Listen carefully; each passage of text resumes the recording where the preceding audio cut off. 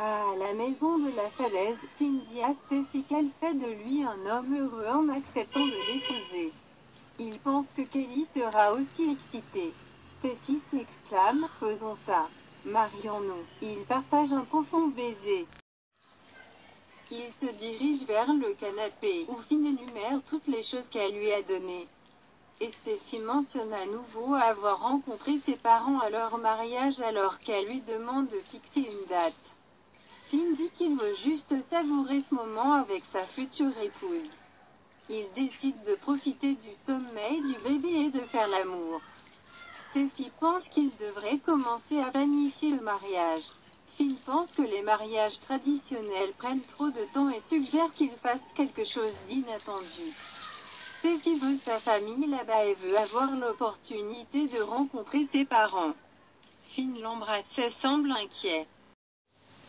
Chez Forrester Créations, Ridge et Brooke s'exclament sur la dernière robe d'Eric alors qu'il l'ajuste sur un modèle. Il a envie de se réengager dans son art maintenant que son mariage est terminé. À ce moment-là, Quinn entre. Brooke est furieuse, elle n'est pas autorisée dans le bâtiment et a des ordres stricts de rester à l'écart. Elle demande « Allez, Eric. Dis-lui ». Eric lui rappelle qu'elle a accepté de travailler à distance. Quinn dit qu'elle voulait livrer ses créations en personne. Ridge et Brooke essaient de la faire partir et Brooke menace d'appeler la sécurité, mais Eric l'arrête. Il dit qu'il peut gérer ça.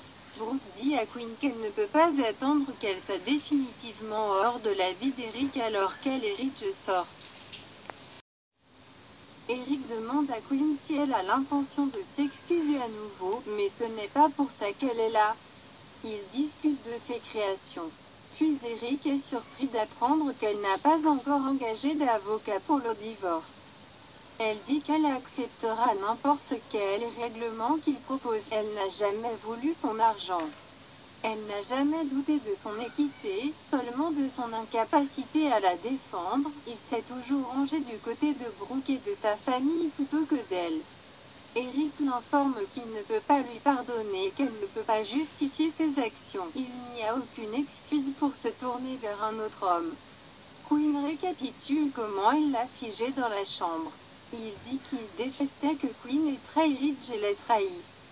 Quinn se plaint d'avoir donné carte blanche à Brooke pour le vilipender jour après jour. C'est sa femme. Pourquoi n'a-t-il pas pu l'absoudre alors qu'il en attend d'autres, Thomas, Brooke? Toutes ces ex-femmes, pourquoi n'a-t-il pas trouvé dans son cœur de lui pardonner? Dans le bureau d'études, Brooke fulmine Ridge à propos de Quinn lorsque Carter rentre. Il l'informe sur Eric étant avec l'invité indésirable et Brooke bouillonne qu'elle aurait déjà mise à la porte. Elle dit à Carter qu'il a vraiment besoin de faire avancer ce divorce. Son expression l'amène à demander si elle le met mal à l'aise. Ridge intervient, bien sûr que si.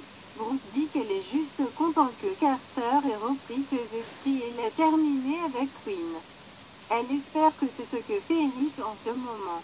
Brooke réitère que Carter devrait trouver du temps dans son emploi du temps très chargé pour faire le divorce alors qu'elle et Ridge partent. Carter se rend compte qu'il est avec Quinn au loft et secoue la tête.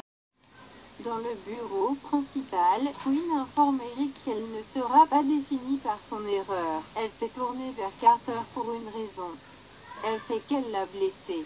Mais elle a fini de s'excuser parce qu'il a pris la parole de Brooke sur celle de tout le monde, y compris la sienne.